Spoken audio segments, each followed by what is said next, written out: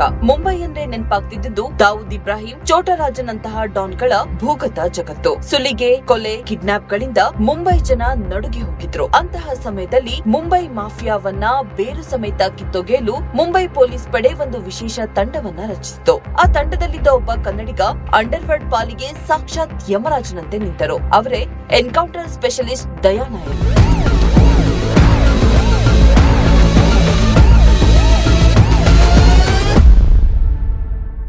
ಹೌದು, ಕರಾವಳಿ ಮೂಲದ ಈ ಸಿಂಹದ ಹೆಸರನ್ನ ಕೇಳಿದ್ರೆ ಅಂಡರ್ವರ್ಲ್ಡ್ ಗ್ಯಾಂಗ್ಸ್ಟರ್ ಗಳ ಪ್ಯಾಂಟ್ ಒದ್ದೆ ಆಗ್ತಾ ಇತ್ತು. ದಯಾ ನಾಯಕ್ ಕುರಿತು ಈಗಾಗಲೇ ಹಲವು ಚಿತ್ರಗಳು ಬಂದಿವೆ. ಇದೀಗ ಅಂಡರ್ವರ್ಲ್ಡ್ ಕ್ರೈಮ್ ಥ್ರಿಲ್ಲರ್ ಸಿನಿಮಾಗಳನ್ನ ಮಾಡುವುದರಲ್ಲಿ ಪರಿಣಿತರಾದ ನಿರ್ದೇಶಕ ರಾಮ್ ಗೋಪಾಲ್ ವರ್ಮಾ ಮುಂಬೈನ ಭೂಗತ ಲೋಕದ ಇತಿಹಾಸಕ್ಕೆ ಸಂಬಂಧಿಸಿದ ಮತ್ತೊಂದು ಕ್ರೈಮ್ ಡ್ರಾಮಾ ಕೈಗೆತ್ತಿಕೊಳ್ಳಲು ಸಜ್ಜಾಗ್ತಾ ಇದ್ದಾರೆ.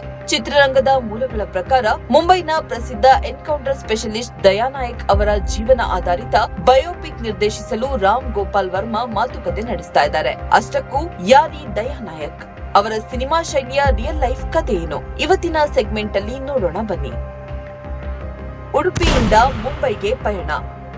ದಯಾ ನಾಯಕ್ ಅವರ ಪೂರ್ಣ ಹೆಸರು ದಯಾನಂದ್ ನಾಯಕ್. ಹುಟ್ಟಿದ್ದು ನಮ್ಮ ಹೆಮ್ಮೆಯ ಉಡುಪಿ ಜಿಲ್ಲೆಯ ಎಟ್ತಾರೆ ಎಂಬ ಪುಟ್ಟ ಹಳ್ಳಿಯಲ್ಲಿ. ತುತ್ತು ಅನ್ನಕ್ಕೂ ಕಷ್ಟವಿದ್ದ ಬಡ ಕುಟುಂಬ. ಹಳ್ಳಿಯ ಸರ್ಕಾರಿ ಕನ್ನಡ ಶಾಲೆಯಲ್ಲಿ ಓದಿದ ದಯಾ ನಾಯಕ್ ಮುಂದೆ ಏನಾದರೂ ಸಾಧಿಸಲೇಬೇಕು ಅಂತ ಕೇವಲ 10 ರೂಪಾಯಿ ಹಿಡಿದುಕೊಂಡು ಮುಂಬೈ ರೈಲನ್ನ ಹತ್ತಿದ್ರು. ಆರಂಭದಲ್ಲಿ ಹೊಟ್ಟೆಪಾಡಿಗಾಗಿ ಮುಂಬೈನ ಹೋಟೆಲ್ ಒಂದರಲ್ಲಿ ಪ್ಲೇಟ್ ತೊಳೆಯುವ, ಟೇಬಲ್ ಒರೆಸುವ ಕೆಲಸ ಮಾಡಬೇಕಾಗಿ ಬಂತು. ಆದ್ರೆ ಅವರ ಕನಸು ದೊಡ್ಡದಾಗಿತ್ತು. ಹಗಲು ಹೋಟೆಲ್ ಕೆಲಸ ಮಾಡ್ತಾ ರಾತ್ರಿ ವೇಳೆ ವಿದ್ಯಾಭ್ಯಾಸ ಮುಂದುವರೆಸಿದ್ರು. ಪದವಿ ಮುಗಿಸಿದ ನಂತರ 1995ರಲ್ಲಿ ಮುಂಬೈ ಪೊಲೀಸ್ ಪಡೆಯಲ್ಲಿ ಸಬ್ ಇನ್ಸ್ಪೆಕ್ಟರ್ ಆಗಿ ನೇಮಕಗೊಂಡ್ರು. ಮುಂಬೈ ಮಾಫಿಯಾಗೆ ನಡುಕ.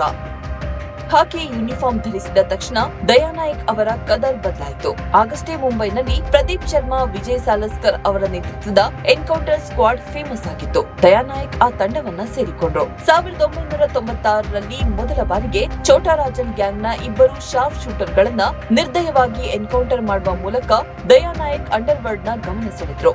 ಅಲ್ಲಿಂದ ಮುಂದೆ ಶುರುವಾಗಿದ್ದೆ ದಯಾ ನಾಯಕ್ ಸರಣಿ ಬೇಟೆ. ದಾವೂದ್ ಇಬ್ರಾಹಿಂ ಗ್ಯಾಂಗ್, ಚೋಟಾ ಶಕೀಲ್ ಗ್ಯಾಂಗ್ ನ ಪ್ರಮುಖ ಶೂಟರ್ ಗಳಾದ ಸಾದಿಕ್ ಕಾರ್ಯ ಸೇರಿದಂತೆ ಘಟಾನುಘಟಿ ಪಾತಕಿಗಳನ್ನ ಇವರು ಬುಲೆಟ್ ಗಳಿಂದ ಹೊಡೆದುರುಳಿಸಿದ್ರು. ತಮ್ಮ ಇಡೀ ಸರ್ವಿಸ್ ನಲ್ಲಿ 80ಕ್ಕೂ ಹೆಚ್ಚು ಕ್ರಿಮಿನಲ್ ಗಳನ್ನ ಎನ್ಕೌಂಟರ್ ಮಾಡಿದ ಖ್ಯಾತಿ ಇವರದು. ಕೆಲವು ಬಾರಿ ಶೂಟೌಟ್ ವೇಳೆ ಇವರು ಗಾಯಗೊಂಡಿದ್ರು. ಇವರ ಅಸಾಮಾನ್ಯ ಸಾಹಸವನ್ನ ಆಧರಿಸಿ ಬಾಲಿವುಡ್ ನಲ್ಲಿ Ab Tak Chappan, Kagaar, Life on Edge, Department, Siddham, Golimaar, Risk ಮುಂತಾದ ಸಿನಿಮಾಗಳು ಬಂದವು. ಕನ್ನಡದಲ್ಲಿ ಎನ್ಕೌಂಟರ್ ದಯಾ ನಾಯಕ್ ಎಂಬ ಚಿತ್ರ ತೆರೆ ಕಂಡಿತ್ತು. ವಿವಾದ, ಜೈಲುವಾಸ. ಇವರ ಕತೆ ಇಲ್ಲಿಗೆ ಮುಗಿಯಲ್ಲ. ದಯಾ ನಾಯಕ್ ಅವರ ಜೀವನದಲ್ಲಿ ದೊಡ್ಡ ತಿರುವು ಸಿಕ್ಕಿದ್ದೇ ಅವರ ಊರಾದ ಉಡುಪಿಯಲ್ಲಿ ತಾಯಿಯ ನೆನಪಿಗಾಗಿ ಒಂದು ಶಾಲೆಯನ್ನ ಕಟ್ಟಿಸಿದಾಗ. ಈ ಶಾಲೆಯ ಉದ್ಘಾಟನೆಗೆ Bollywood big B Amitabh Bachchan ಬಂದಿದ್ರು. ಒಬ್ಬ ಸಬ್ ಇನ್ಸ್ಪೆಕ್ಟರ್ ಕಾರ್ಯಕ್ರಮಕ್ಕೆ ಸೂಪರ್ ಸ್ಟಾರ್ ಬಂದಿದ್ದು ಆಗ ದೊಡ್ಡ ಸೆನ್ಸೇಷನ್ ಅನ್ನ ಸೃಷ್ಟಿಸಿತು.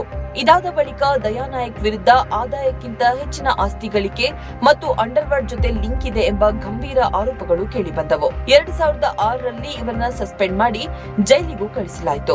ಅಷ್ಟೊಂದು ಕ್ರಿಮಿನಲ್ ಗಳನ್ನ ಧೂಳಿಪಟ ಮಾಡಿದ ಈ ಸಿಂಹ ಕೆಲಕಾಲ ಪಂಜರದ ಪಾಲಾಗಬೇಕಾಯಿತು. ತಾಯಿಯ ಹೆಸರಿನಲ್ಲಿದ್ದ ರಾಧಾ ನಾಯಕ್ ಎಜುಕೇಶನಲ್ ಟ್ರಸ್ಟ್ ಮೂಲಕ ಅಕ್ರಮವಾಗಿ ಹಣ ವರ್ಗಾವಣೆ ಮಾಡಿದ್ದಾರೆ ಮತ್ತು ಬೇನಾಮಿ ಕಂಪನಿಗಳನ್ನ ಸೃಷ್ಟಿಸಿದ್ದಾರೆ ಎಂದು 89 ಲಕ್ಷದ ಅಕ್ರಮ ಸಂಪತ್ತಿನ ಕೇಸನ್ನ ಇವರ ಮೇಲೆ ಹಾಕಲಾಗಿತ್ತು. ಮರಳಿ ಪೊಲೀಸ್ ಸರ್ವಿಸ್ಗೆ. ಆದ್ರೆ ಸತ್ಯಕ್ಕೆ ಜಯ ಸಿಗಲೇಬೇಕಲ್ಲ.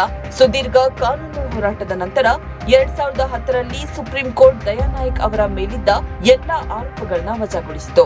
2012ರಲ್ಲಿ ಈ ಸಿಂಹ ಮತ್ತೆ ಮುಂಬೈ ಪೊಲೀಸ್ ಇಲಾಖೆಗೆ ಭರ್ಜರಿಯಾಗಿ ಕಮ್ ಬ್ಯಾಕ್ ಮಾಡಿತು. ಮುಂಬೈ ಕ್ರೈಮ್ ಬ್ರಾಂಚ್ ಮತ್ತು ಆಂಟಿ ಟೆರರಿಸಂ ಸ್ಕ್ವಾಡ್ ನಲ್ಲಿ ಅತ್ಯಂತ ಪ್ರಮುಖ ಜವಾಬ್ದಾರಿ ನೀಡಲಾಯಿತು. ಸಾವಿನ ದವಡೆಯಿಂದ ಪಾರು. 1997ರಲ್ಲಿ ಮುಂಬೈನ ದಾದರ್ ಮಾರ್ಕೆಟ್ ಬಳಿ ನಡೆದ ಭೀಕರ ಶೂಟೌಟ್ ನಲ್ಲಿ ದಯಾ ನಾಯಕ್ ಅವರಿಗೆ 2 ಗುಂಡುಗಳು ತಗುಲಿ ತೀವ್ರವಾಗಿ ಗಾಯಗೊಂಡಿದ್ರು. ತೀವ್ರ ರಕ್ತಸ್ರಾವವಾಗುತ್ತಿದ್ರು. ಅಪ್ರತಿಮ ಧೈರ್ಯ ತೋರಿದ ದಯಾ ನಾಯಕ್ ಜನರ ಸಮ್ಮುಖದಲ್ಲೇ ಆ ಕ್ರಿಮಿನಲ್ ಅನ್ನ ಶೂಟ್ ಮಾಡಿ ಮುಗಿಸಿ ಆಸ್ಪತ್ರೆಗೆ ದಾಖಲಾಗಿದ್ರು. ಮತ್ತೊಬ್ಬ ಸೂಪರ್ ಕಾಪ್ ದುಶ್ಮನ್. ಆರಂಭದಲ್ಲಿ ಮುಂಬೈ ಪೊಲೀಸ್ನ ಮತ್ತೊಬ್ಬ ದಿಗ್ಗಜ ಪ್ರದೀಪ್ ಶರ್ಮಾ ಅವರ ಡಿಟೆಕ್ಷನ್ ಸ್ಕ್ವಾಡ್ ನಲ್ಲಿ ದಯಾ ನಾಯಕ್ ಅತ್ಯಂತ ಆಪ್ತರಾಗಿದ್ರು. ಆದ್ರೆ ನಂತರದ ದಿನಗಳಲ್ಲಿ ಇಲಾಖೆಯ ಆಂತರಿಕ ಪೈಪೋಟಿ ಮತ್ತು ಭಿನ್ನಾಭಿಪ್ರಾಯಗಳಿಂದ ಇವರಿಬ್ಬರ ಸ್ನೇಹ ಮುರಿದುಬಿತ್ತು. ಯಾವಾಗ ದಯಾ ನಾಯಕ್ ಅವರ ಕೀರ್ತಿ ಮುಂಬೈ ಇಲಾಖೆಯಲ್ಲಿ ಹಿರಿಯ ಅಧಿಕಾರಿಗಳಷ್ಟೇ ಬೆಳೆಯಿತೋ ಇಲಾಖೆಯೊಳಗೆ ಇವರ ವಿರುದ್ಧ ಒಳಗುದಿ ಶುರುವಾಯಿತು. ಸಬ್ ಇನ್ಸ್ಪೆಕ್ಟರ್ ಆಗಿದ್ದರೂ ಇವರಿಗಾಗಿಯೇ ಪ್ರತ್ಯೇಕ ಕ್ಯಾಬಿನ್ ನೀಡಲಾಗಿತ್ತು. ಇದೇ ಇವರ ಸಹೋದ್ಯೋಗಿಗಳಲ್ಲಿ ಅಸೂಯೆ ಮೂಡಿಸಿ ಇವರ ವಿರುದ್ಧವೇ ಪಿತೂರಿ ನಡೆಯಲು ಕಾರಣವಾಯಿತು ಎಂದು ಸ್ವತಃ ದಯಾ ನಾಯಕ್ ಅವರೇ ಸಂದರ್ಶನವೊಂದರಲ್ಲಿ ಹೇಳಿಕೊಂಡಿದ್ದಾರೆ. 21 ವರ್ಷ ಸೈಲೆಂಟ್ ಆಗಿದ್ದ ರಿವಾಲ್ವರ್. ದಯಾ ನಾಯಕ್ ಅವರು ಎನ್ಕೌಂಟರ್ ಸ್ಪೆಷಲಿಸ್ಟ್ ಎಂದು ಪ್ರಖ್ಯಾತರಾಗಿದ್ರು. ಇವರು ತಮ್ಮ ಕೆರಿಯರ್ನ ಕೊನೆ 21 ವರ್ಷಗಳಲ್ಲಿ ಒಂದೇ ಒಂದು ಬುಲೆಟ್ ಕೂಡ ಫೈರ್ ಮಾಡಿಲ್ಲ.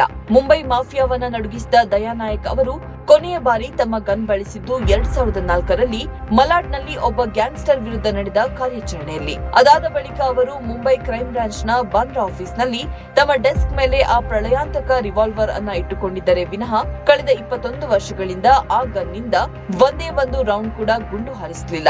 ಪೊಲೀಸ್ ಇಲಾಖೆಯಲ್ಲಿನ ಒಳರಾಜಕೀಯ, ವೃತ್ತಿ ವೈಷಮ್ಯ, ಷಡ್ಯಂತ್ರದಿಂದಾಗಿ ಇವರನ್ನ ಸುತ್ತಿಕೊಂಡ ವಿವಾದ ಇದಕ್ಕೆ ಕಾರಣ. ನಿವೃತ್ತಿಗೆ 2 ದಿನ ಮೊದಲು ಪ್ರಮೋಷನ್. ಇಷ್ಟೆಲ್ಲ ಏಳು ಬೀಳುಗಳನ್ನ ಕಂಡ ದಯಾ ನಾಯಕ್ ಅವರು 31 ಜುಲೈ 2025ರಂದು ನಿವೃತ್ತರಾದ್ರು. ವಿಶೇಷ ಎಂದ್ರೆ ಇವರು ನಿವೃತ್ತಿಯಾಗುವ ಕೇವಲ 2 ದಿನಗಳ ಮೊದಲು ಪೊಲೀಸ್ ಇಲಾಖೆ ಇವರಿಗೆ ಎಸಿಪಿ ಹುದ್ದೆಗೆ ಪ್ರಮೋಷನ್ ನೀಡಿ ಗೌರವಿಸಿತು.